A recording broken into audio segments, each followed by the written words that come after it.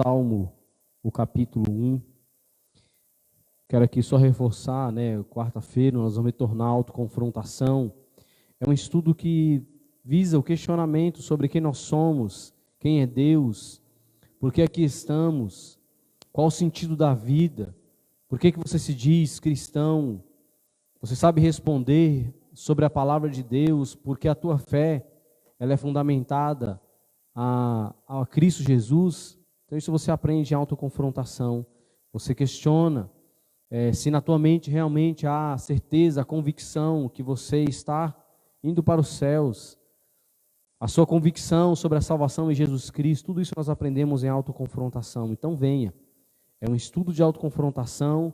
Nós temos o culto de oração, o momento que nós oramos por essa igreja, por nossa família, pelos nossos missionários aí, nós que contribuímos com o missionário Júlio Palomares, que está na Venezuela, e também com a Missão Campo Norte, que iniciou esse trabalho e continua aí fazendo o trabalho em várias cidades aqui no norte de Minas. Então venha orar por eles e também contribuir financeiramente para esses projetos missionários. Quero também agradecer os irmãos que oraram por nós. Estávamos aí em viagem para o casamento do Felipe que passou conosco aqui um ano, no ano passado. Então, graças a Deus, Felipe casou, o casamento foi muito bonito, foi bem bacana. Quem pôde assistir, eu coloquei o vídeo lá no grupo da igreja, foi lindo, foi emocionante. Assista e continue orando por ele. Nós oramos para que o Felipe agora, casado, ele continue no pensamento de seguir no ministério. Então essa é a nossa oração, para que Deus trabalhe nesse casal agora, a fim de que eles sirvam para a obra do Senhor Jesus até que Cristo venha. E o João falou aqui sobre o seminário. É o nosso curso de teologia para os seminaristas aqui da igreja, mas está aberto para você. E assim como a autoconfrontação, são temas assim importantíssimos para a igreja, você pode aprender também, tá bom? Então venha. Quero agradecer mais uma vez as orações e pedir, continue orando pela Nissa e pelo Miguel, que ainda estão lá em São Paulo. A mãe dela pediu para ela ficar uns dias lá com ela, a gente não teve muito tempo para fazer isso, ela não pôde ficar muito tempo lá com a mãe dela, porque nossa agenda lá foi bem corrida. Então orem por ela para o retorno, para que Deus a proteja e livre do mal, tá bom? Vamos ler Salmo, no capítulo 1, que diz assim a palavra do nosso Deus: Bem-aventurado o homem que não anda segundo o conselho dos ímpios, nem se detém no caminho dos pecadores, nem se assenta na roda dos escarnecedores. Antes tem o seu prazer na lei do Senhor, e na sua lei medita de dia e de noite. Será como árvore plantada junto a ribeiros de água, a qual dá seu fruto no seu tempo, as suas folhas não cairão, e tudo quanto fizer prosperará. Não são assim os ímpios, mas são como a moinha que o vento espalha. Por isso os ímpios não subsistirão no juízo, nem os pecadores na congregação dos justos. Vamos orar ao nosso Deus mais uma vez. Obrigado, Pai Santo, pelo privilégio de estarmos meditando na Tua palavra. Por isso nós rogamos, nós clamamos pela intervenção, ó Pai, do Teu Santo Espírito, para que abra nossa mente e nosso coração. Se há, ó Deus, entre nós alguém que não tenha convicção em Jesus Cristo como o Senhor da vida, que seja hoje o dia aceitável do Senhor. Ó Deus, usa-me, ó Deus, com o Teu poder, para que a Tua palavra seja pregada segundo a Tua vontade. Eu clamo mais uma vez em nome de Jesus. Amém e amém. Podeis assentar. Esse esboço de pregação aqui do Salmo 1 é muito utilizado, assim, desde a igreja primitiva ali, desde do protestantismo, como sendo a pregação inicial do salmista, como o esboço central de todo o livro dos Salmos. E esse esboço central, ele trata para nós aqui nesse capítulo 1, revelando qual é o sentido e qual é o princípio da vida do cristão. É uma vida de felicidade. O salmista diz aqui para nós, bem-aventurado.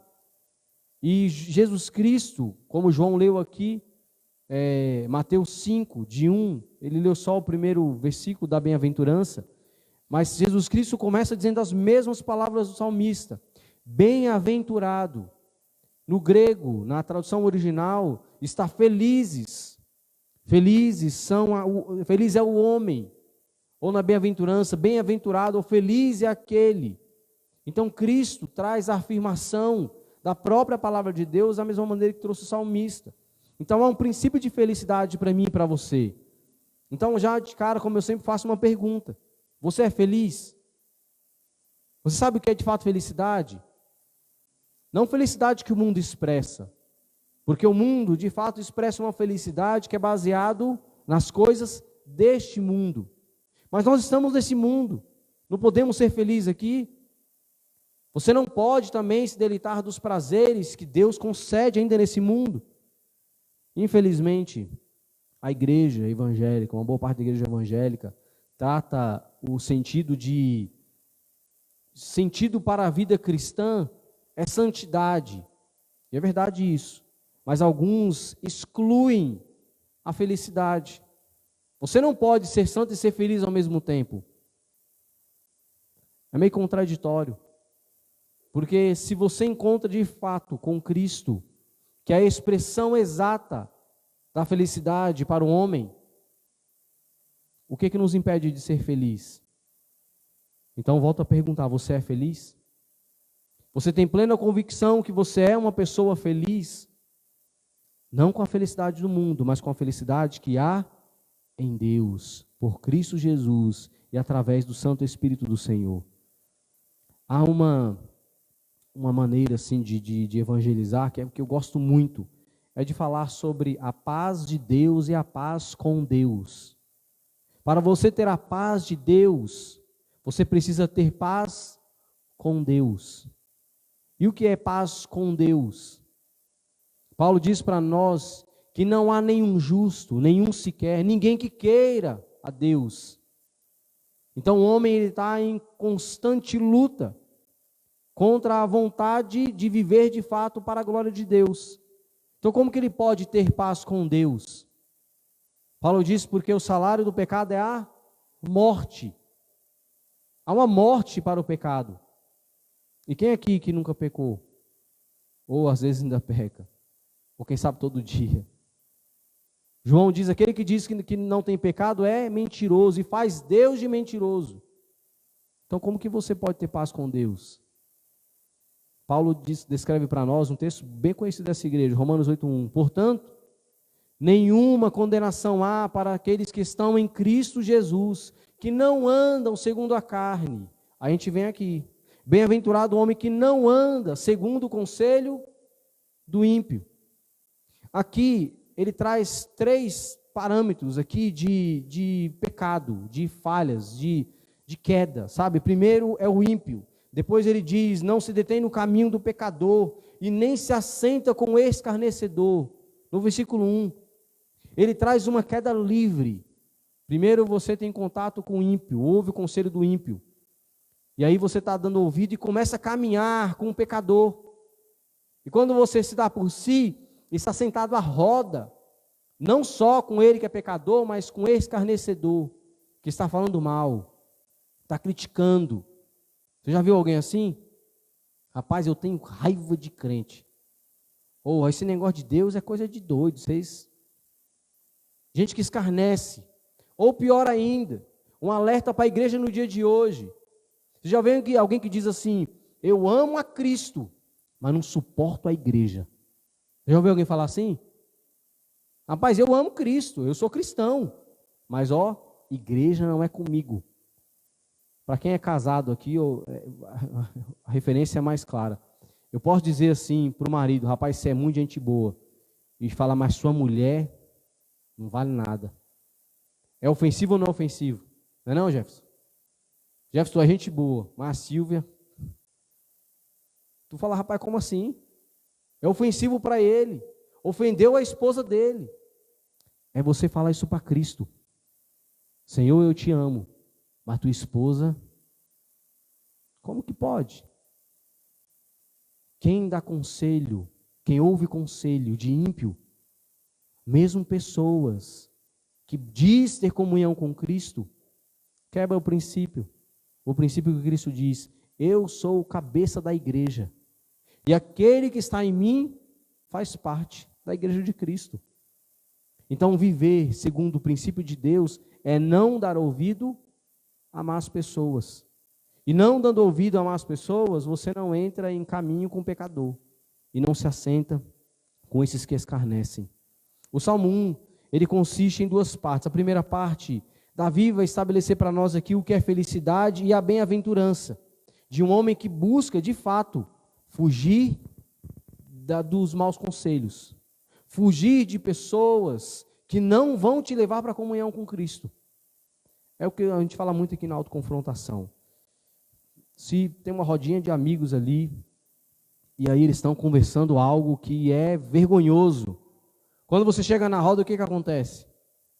Eles te põem na conversa ou eles param a conversa? Porque se eles te põem na conversa, você, além de estar dando ouvido para o ímpio, você está se juntando com o pecador e sentando com o escarnecedor. Agora, se a roda fala, opa, parou. Não, Eloá chegou aqui, vamos respeitar. Ela é cristã. Ela é temente a Deus. Por mais que não sejam essas palavras, né, que as palavras que usam ela é crente. Não é isso? Ó, David é crente. Qual a nossa referência para esse mundo? Olhar o que o salmista diz para nós, com a referência no que Cristo diz, quando ele diz, bem-aventurado, feliz é você que não se assenta, mas com a certeza de que o salmista nos alerta para uma vida que traz felicidade. Como perguntei, você é feliz? Para que você possa de fato viver e expressar a felicidade, tem que ter um encontro pessoal com Jesus, o nosso Senhor. E na segunda parte o salmista vem contrastar o estado do caráter do ímpio. Ele revela, vai dizer lá para nós, antes tem o seu prazer na lei do Senhor, aqui do verso 4 adiante, não é assim o ímpio, mas são como a moinha que o vento espalha. Por isso os ímpios não subsistirão no juízo, nem na pregação, na congregação com os justos. Ele vai fazer uma separação. Quando ele está dizendo para nós lá no verso 4, você que não é ímpio, você que é alguém que busca de fato ver na palavra de Deus, você está arraigado pela semente do Senhor, pela água que é Cristo. Você vive então dia após dia firmado na fé. Mas e o ímpio? A referência que ele dá aqui é como uma palha. A palha que o vento bate e leva. A mesma palha que Jesus Cristo diz, João 3, quando ele fala para nós aí que vai ajuntar o trigo e depois a palha, e lançar a palha no fogo. Então ele faz um contraste entre a vida do ímpio e a vida do justo. A referência para nós aqui no verso 2, antes tem o prazer na lei do Senhor. Como que você pode combater ou pode de fato se identificar como alguém que não é um ímpio? Como que você pode fazer isso? Pastor, como posso eu saber que estou aqui na primeira parte do esboço e não na segunda parte? Como posso me identificar de fato como alguém que está arraigado? Aqui no verso 3, será como árvore plantada junto ao ribeiro, e dá o seu fruto no tempo certo. Como posso saber isso? Nem sei ainda se estou dando fruto. O que é de fato dar o fruto? Paulo diz para nós lá em Gálatas, nós devemos expressar o fruto digno de arrependimento, o fruto do Espírito Santo, amor, paz, longanimidade, ter a consciência de quem nós somos. Quando você vem viajando ali, eu vi isso aqui agora, você vem viajando nessas estradas assim, que começa chegando aqui no norte de Minas, na beira do rio, as árvores são todas verdinhas. Já mais longe do rio, é tudo seco. E a palavra de Deus diz para nós que Cristo é a água que alimenta a nossa vida, que sustenta a nossa vida. Então, primeiro, para responder a você, como que você pode saber se você de fato é um justo diante de Deus? Se você tem sede do conhecimento do Senhor. Se você tem anseio por ouvir e meditar na palavra. Se você tem amor por Cristo e também pela igreja. Se você tem plena consciência de quem é você diante de Deus. A primeira consciência é a que o Espírito Santo revela em você. Jesus Cristo diz para nós que o Espírito Santo ele vem para nos convencer do pecado, da justiça e do juízo. Do pecado, porque nós somos pecadores. Da justiça, porque Deus é justo e não vai deixar nenhum pecado impune. E do juízo, porque todos os pecadores que não se arrepender serão julgados pelo Senhor. Mas ele diz, todo aquele que nele crê não vai perecer, mas tem a vida eterna. Qual que é a essência da felicidade? A essência da felicidade não é você ter tua casa própria, sonho de muitos. Não é você ter uma vida em que nada falta, mas é você ter uma plena consciência de que a tua vida está nas mãos de Deus. Aconteça o que aconteça, tua vida está nas mãos do Senhor. O que esse ano nos ensinou, como nós somos frágeis, como nós somos inúteis diante de qualquer coisa que vai além do que a nossa mão pode alcançar e fazer. Basta um vírus aí para botar medo em todo mundo. E é verdade, muita gente morre. Mas quem tem Cristo no coração, não é que você está livre do vírus, está livre da morte. Você está livre da morte e da condenação. Eu conheço pessoas salvas em Cristo Jesus que morreram pelo Covid. Então esse papo de que quem é cristão, o Covid não pega,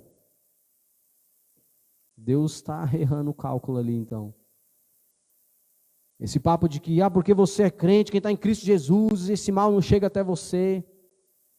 Leia o texto direito do Salmo 91, para você entender qual é a aplicação que se faz para o texto. Deus diz para nós, Cristo dizendo, no mundo terás aflições. Não é pode ser, não, você vai ter aflição. Mas tem de bom ânimo. Cristo venceu o mundo. Jesus Cristo, quando morreu na cruz, Hebreus diz para nós que Cristo, morrendo na cruz, revelou a essência do poder. Ele revelou todo o seu poder sobre a morte. Aí Paulo conclui isso dizendo que nem a morte, nem a vida nos separa do amor de Cristo. Então mesmo que venha algo que possa tirar a tua vida está na mão de quem? Porque está na mão de Deus. Esse corpo é só um lugar onde nós estamos aqui de passagem. Nós estamos nesse mundo com a convicção de que nós não somos daqui. Jesus Cristo faz a seguinte oração: Pai, eu não sou desse mundo, como eles também não são. Assim como o Senhor me usou, me abençoou, me livrou, eu peço que os livre do mal, não que os tire do mundo. Eles não são do mundo, como eu também não sou. Não peço que os tire do mundo, mas que os livre do mal.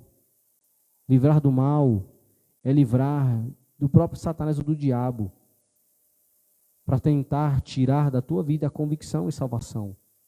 Tentar afetar a tua vida, a fim de que você venha se esquecer de que Deus é Deus Todo-Poderoso. Mas Ele diz, mesmo que tua carne pereça, a nossa vida está nas mãos de Deus.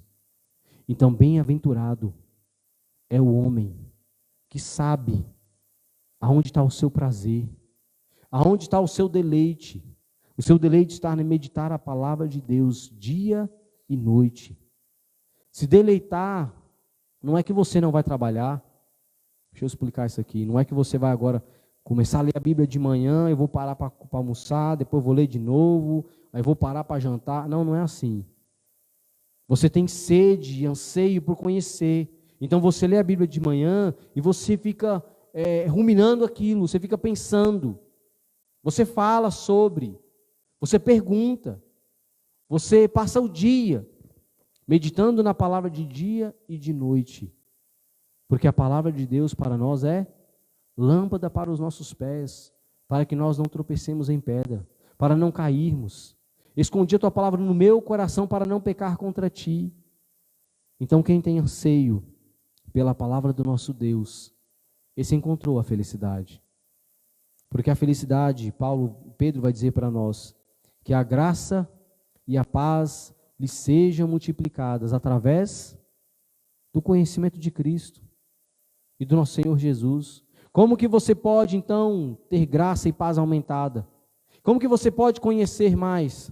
É através da palavra de Deus. meditando, buscando, vivendo segundo a vontade do Senhor. Sabe uma coisa muito interessante? João falou aqui, né, o estudo de batismo no sábado. Quem tem convicção de salvação, ela tem anseio de cumprir a ordenança. A ordenança de Cristo é batismo e ceia. A ceia que simboliza o corpo e o sangue de Jesus. E Cristo diz, nós devemos fazer até que Ele venha. Mas para isso você precisa demonstrar a sua salvação no seu batismo. Qual que é o teu anseio? O batismo não é para você ser salvo. O batismo não é para perdoar o teu pecado. O batismo é para você mostrar para o mundo que você já é de Cristo, que você é uma nova criatura, que Deus nos transportou do mundo de pecado para uma nova vida. A mesma aplicação se faz aqui no verso 3. Nós estávamos plantados em terra seca, onde não dava fruto, pronto para ser queimado e morrer. Aí Paulo fala aos Colossenses, que Cristo nos transportou, é tirar a planta de um lugar e colocar em outra. Tirou da raiz seca e colocou à margem do rio, para que você possa frutificar, ter uma folha viva. Jesus Cristo, quando encontra com a figueira, ele chega na figueira e não encontra fruto. O que ele diz?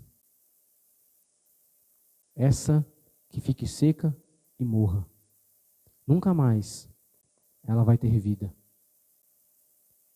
Uma expressão forte de Cristo ao dizer a respeito de Jerusalém, mas serve como aplicação, como princípio. Porque Jesus Cristo diz, toda árvore que não der fruto é cortada e lançada no fogo. E como que você pode ser uma árvore que dá fruto? Primeiro, demonstre ao nosso Deus o fruto digno de arrependimento. Senhor, eu sei do meu pecado, eu sei da minha falha, e eu clamo, tem misericórdia de mim. Um texto que mexe comigo e como que me dá uma paz, é quando a palavra de Deus diz para nós o seguinte, quem muito é perdoado, muito ama. Nós temos muito a pedir perdão a Deus, mas em resposta desse perdão que Deus nos concede, nós devemos demonstrar muito amor ao nosso Deus. Então aquele que está plantado como árvore junto ao ribeiro, no tempo de Deus, vai dar fruto. Mas fica com a sua folha viva e demonstrando que ali tem vida. Porque está plantada na palavra do nosso Deus. Está plantado junto ao lugar onde flui rios de águas vivas. O salmista descreve para nós que os condenados no julgamento diante de Deus são esses ímpios, pessoas que desprezam a verdade, transformam a verdade em mentira. E hoje é tão fácil entender isso. Ficou até mais fácil ainda dos anos para cá, quando inventaram a delação premiada, é isso? Delação premiada. Camarada rouba, não vale nada, roubou ali bilhões.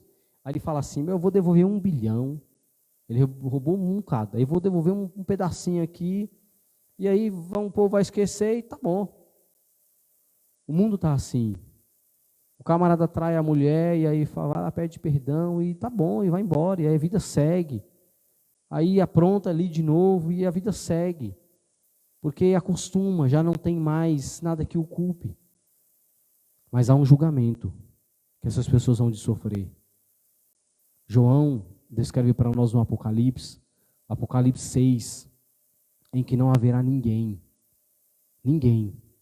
que tenha consolo de Deus diante dos que serão condenados. Hebreus diz para nós, ao homem está ordenado uma vez nascer, morrer e depois disso, o juízo. Todos vão estar frente diante de Deus. Como que nós vamos encontrar com o Senhor?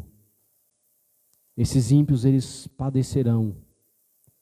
Mas Deus não é misericordioso? Deus é misericordioso. Mas Deus também é justiça. Deus não vai deixar de cumprir a justiça, porque Ele é amor. Porque o amor de Deus, ele é expressado ele foi revelado na pessoa de Jesus. Por isso que João 3,16 diz: porque Deus amou o mundo de tal maneira que deu o seu único Filho para que todo aquele que nele crê não pereça, mas tenha a vida eterna. Porque quem crê tem a vida. Quem não crê, já está decretado a morte. Então Deus não é injusto. Deus é justo. E também é amor e misericórdia. E traz a nós a revelação exata desse amor. O quanto você reconhece desse amor. O quanto você vive nesse amor. Quando o salmista diz: bem-aventurado é aquele que é feliz. Aquele que é feliz, porque ele não dá ouvido ao pecador. Ele não se assenta junto com aquele que escarnece. Mas ele tem prazer na lei do Senhor. Ele busca dia após dia ser uma pessoa melhor.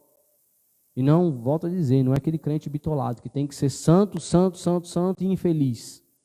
Você pode ser santo, santo, santo, santo, dia após dia em santificação, mas também ser feliz. Deus nos dá felicidade. Deus nos dá a felicidade que o mundo não conhece. Por isso que Paulo diz para nós: e a paz que excede o entendimento humano, guarda o coração. A felicidade que ninguém sabe de onde vem, nós sabemos de onde vem, vem de Cristo, o nosso Senhor. Você reconheceu a Cristo de fato como o Senhor da tua vida? Há uma plena convicção de que você está no caminho do homem que não anda segundo o conselho de ímpio, que não está andando com pecadores. E andar com pecadores aqui, a gente também tem que tomar cuidado com isso. Mas aí eu vou ter que parar de andar com todo mundo. Aí, como é que é? A mulher que é casada e o marido que não é crente. Ó, tu dorme lá fora agora, na casinha do cachorro. Como é que funciona? Andar aqui é ter os mesmos hábitos. Está caminhando para o mesmo destino. Um texto muito claro para nós entendermos isso é quando a palavra de Deus diz para nós que o pai que instrui o filho no caminho, ele tem a certeza de que lá na frente o filho vai encontrar. Por quê? Não é ensinar o caminho, é ensinar no caminho. É eu falar assim: meu irmão, o caminho para Januária, você vai aqui 50 quilômetros para frente. Isso aí é ensinar o caminho. Ensinar no caminho é: vamos que eu vou com você até Januária. Ó, você vai aqui. Aquele que não anda no caminho dos pecadores. Você sabe para onde eles estão indo, mas você está numa rota diferente. Como Paulo fala aos Filipenses, nós temos um alvo, e nós já fomos lançados para esse alvo. Esse alvo é Cristo, é uma vida eterna com Cristo. Volto a dizer, nem morte tira você desse alvo, tira você dessa direção. O salmista também descreve para nós que Deus se entristece com a morte do ímpio, mas se alegra na morte do justo. Quem quer morrer hoje? É óbvio que ninguém quer morrer. Mas Paulo nos fala o seguinte: meu irmão, melhor é morrer e partir e estar com Cristo do que estar nessa vida. Mas aqui continuamos, por quê? Primeiro, pertence a Deus o dia e a hora que nós vamos. Mas o nosso anseio é estar com Deus. Mas, Senhor, enquanto o Senhor não me leva, eu quero viver no caminho que é Cristo. Por isso, nosso Senhor Jesus Cristo diz: eu sou o único caminho, verdade e vida. Ninguém vai a Deus a não ser por mim. Você que anda no caminho justo, anda no caminho de retidão, tem prazer na lei do Senhor. Se afasta, não anda como ímpio, sabendo que ele não vai substituir no dia. E o versículo 6 diz: porque o Senhor conhece o caminho do justo, porém o caminho do ímpio, esse padecerá ou perecerá. Qual é o caminho que você de fato vive? Você tem plena convicção que você está no caminho do justo? Um caminho esse que agrada ao Senhor e que tem a plena convicção. E saiba que isso não é porque é autoposse, né? Eu determino. Tem até uma piada, né, que diz assim, vou contar aqui rapidinho. Diz que foi um povo para o inferno, aí chegou lá, tinha um crente que era desses que determinava tudo. E ele foi para o inferno. Falou, rapaz, você não era crente, você veio para o inferno. Aqui é o inferno? Eu determino que aqui não é o inferno. Nós não estamos determinando que nós vamos para o céu. Quem determina que nós vamos para o céu é Cristo, o nosso Senhor. Quando Ele diz, as minhas ovelhas ouvem a minha voz, e dou-lhes a vida eterna. Eu as chamo pelo nome, elas me seguem. O Pai que me deu é mais poderoso que todos. Ninguém arrebatará das mãos do meu Pai. Então quem é que te garantiu a vida eterna? João ainda vem reforçar isso dizendo, escreva a vocês para que vocês saibam, vocês têm a vida eterna, porque creram no Cristo, Filho do Deus vivo. Então a convicção de salvação não é uma autoposse nossa, não é um determinismo humano, é a palavra de Deus. É o nosso Senhor Jesus Cristo dizendo, você que está em mim,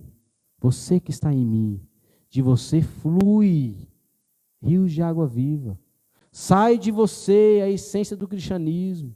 Sai de você a convivência com Cristo. Então, o princípio para a vida é que você que medita na palavra de Deus dia e noite, não é que você vai, deixa eu ver o que Deus vai falar comigo aqui. Não, não é assim. Você tem comunhão com a palavra.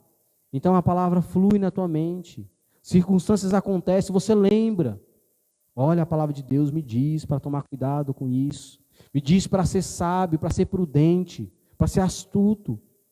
A palavra de Deus me alerta sobre tudo.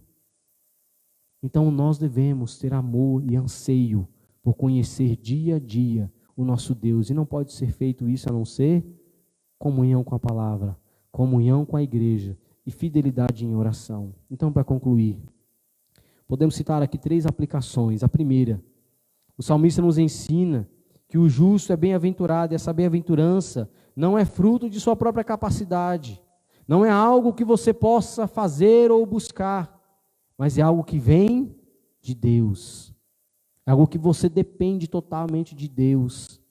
E segundo, ensina que a condição do ímpio é ilusória, ele acha que ele é feliz. Até já contei aqui, o pastor Jonas Madureira disse que na faculdade, o professor perguntou assim, você acha que é feliz? Você não sabe o que é felicidade, não existe ninguém feliz. E aí ele levantou a mão, professor, eu sou feliz. Aí ele, não, você não é feliz. Ele, eu sou feliz. E a minha diferença entre mim e o Senhor é que eu sou uma pessoa feliz que tem momentos de dificuldades, pequenos momentos de tristeza, mas quando eu me lembro de quem eu sou, para onde eu vou, a felicidade toma conta de volta. Agora o Senhor é uma pessoa triste, infeliz, que pode ter pequenos momentos de felicidade, de prazer, mas quando o prazer acaba, volta a tristeza. O professor não teve argumento. E a pergunta para mim e para você, você é feliz e pode ter momentos de tristeza? Ou você é infeliz e tem alguns momentos de felicidade? Então, o segundo ensino aqui é que nós, no ponto de vista do mundo, somos totalmente diferentes quanto à nossa felicidade e alegria. A nossa condição de pessoas que nada tem a ver com a felicidade desse mundo. Embora nós podemos ter felicidade, eu viajei agora, rapaz, como foi bom viajar. Não é bom? Quem foi comigo ali, pôde conhecer um pouquinho da minha família, um povo bagunceiro, foi legal demais. Momento de felicidade, felicidades que está aqui, Deus nos dá o privilégio de compartilhar isso um com o outro. Mas essa felicidade não se compara com a felicidade que nós temos de estar indo para os céus, de ter encontrado com Cristo. Infelizmente, algumas das pessoas que eu encontrei lá em São Paulo não são cristãs. Tivemos juntos um momento de felicidade. A dele pode ter acabado. A minha continua. A minha continua e tenho plena convicção que vai ir até a eternidade com o nosso Deus. E terceiro, o salmista nos ensina que o justo está sempre amparado por Deus. ainda que ele venha enfrentar dificuldades ou aflições, o curso dessa vida nunca vai fugir do controle do nosso Deus.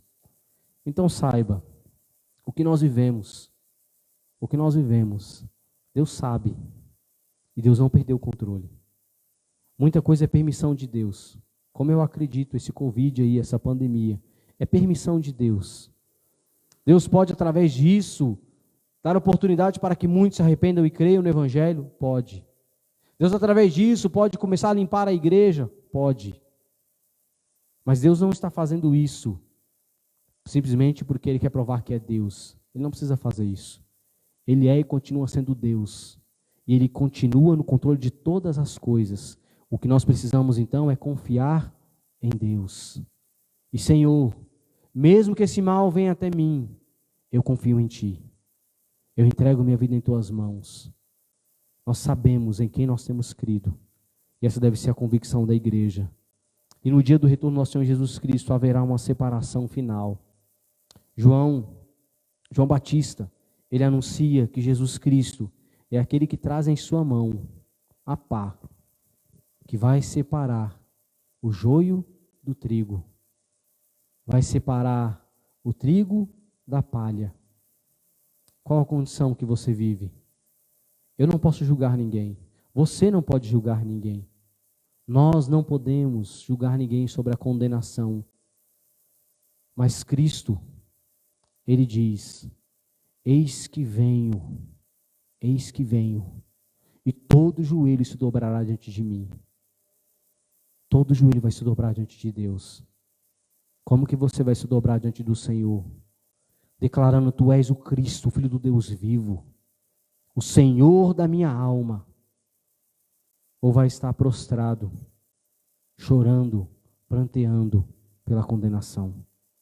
Que Deus tenha misericórdia de nossas vidas, nos dando o privilégio dia após dia de viver o Evangelho, não vivendo segundo os ímpios, não dando espaço para que Satanás venha tirar de nós a alegria de viver para a honra e glória do Senhor.